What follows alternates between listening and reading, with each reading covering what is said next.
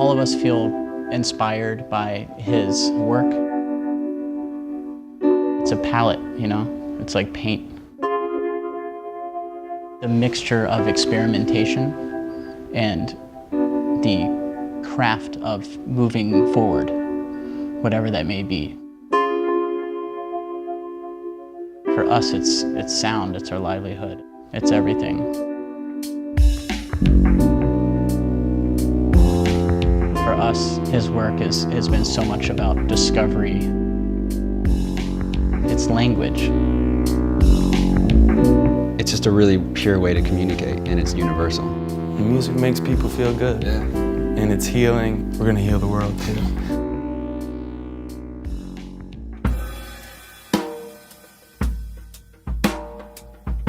Our initial tie to Toubab Krewe is pretty personal.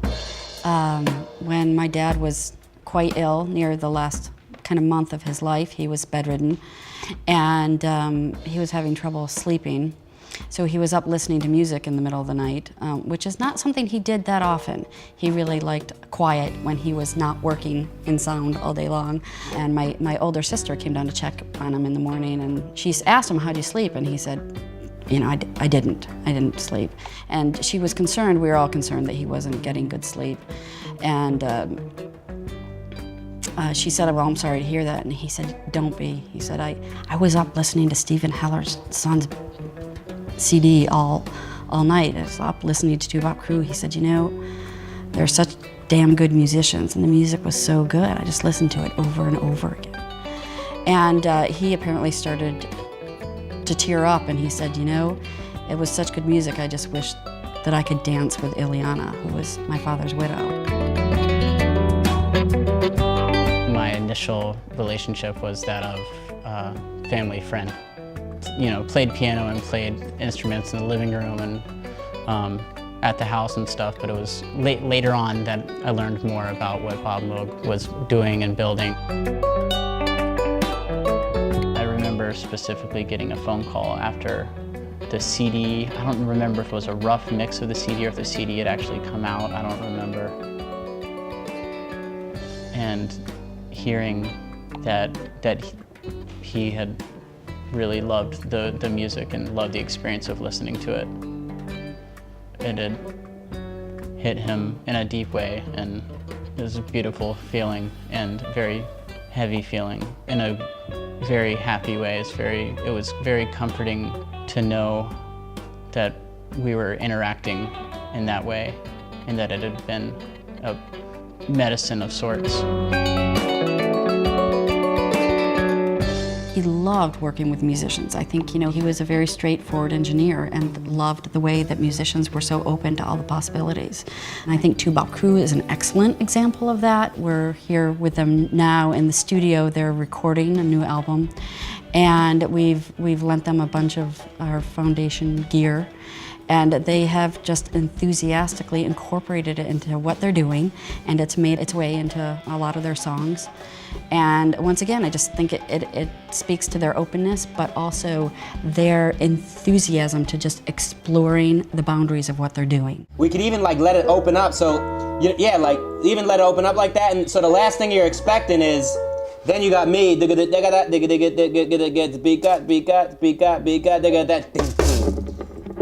then you drop, you know, we drop that hard just like that. Yeah. Cool, I like it. When Dad passed away and we were trying to figure out what to do for his memorial and funeral, of course we knew there had to be musical celebration as a part of the memorial, and we called Toubab Krewe, and my recollection is they were in New Hampshire. We had enough time that if we just drove, we would get there.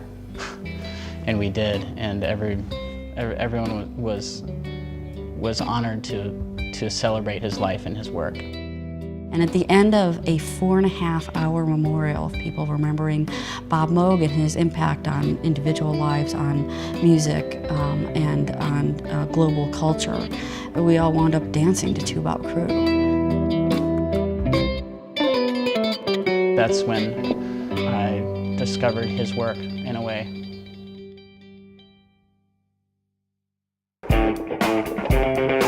Bob Moog really believed in music as this transcendental form of communication that brings people together in community. It brings diverse people, you know, of ages and ethnicities and political beliefs and religions. It brings people together. And I think at the end that, you know, Bob Moog was an innovator and a scientist. He was an engineer. But in the end, he was really a humanist. His motivation was really that community, bringing people together. And this is, you know, the language that he was able to help out with.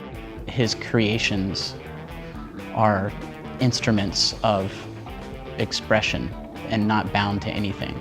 This infinite array of control to discovering and to being inspired is priceless.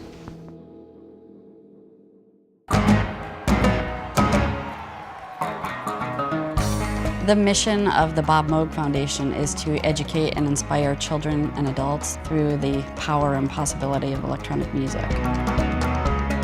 The 3 ways we're going about fulfilling that mission is through our student outreach project, through bringing Moog instruments into the schools and getting them engaged in the intuitive nature of Moog instruments. If I had been a kid and had the opportunity to do that, I think my whole world would have been flipped upside down in a good way. You know, I think I would have gotten into music in a whole new way. And I think music is such a vital part to any kid's upbringing. What we're trying to do with the student outreach program is to provide both music and science education through the instruments. The arts give kids another way to express themselves, another realm to explore. A lot of kids have a hard time engaging with science.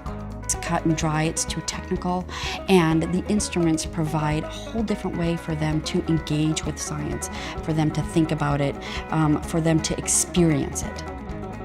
We are also preserving his archives, which are kind of a treasure trove of both information and inspirational material in and of themselves. Our Hallmark project is a creation of a Bob Moog Museum, or Moogseum, in Asheville, North Carolina, which will bring those first 2 goals together. It will be a place of musical, science, and historical exploration, bringing together the archives and highly interactive educational and experiential exhibits. There'll be a performance area in there too, just kind of tying everything together in musical celebration. That's needed everywhere, and the Moog Foundation, I mean, Bob was one of the most creative minds of our time, and what a great experience, you know. I can't wait to go.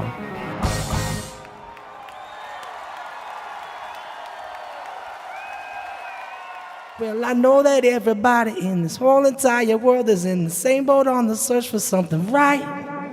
I know that everybody in this whole entire world is in the same boat on the search for something nice. Now, if you live your life and love it, you love your life and lead it, or take the time to give it and know that you have got it, or you know that it will always be for you, for you.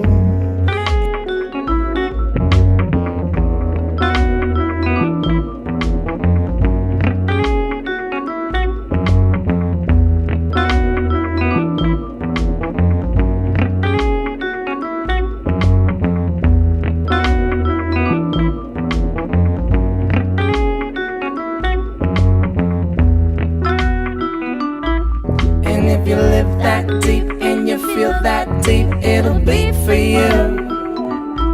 And if you live that deep and you feel that deep, it'll be for you. I'm so high and waiting on a vision gone.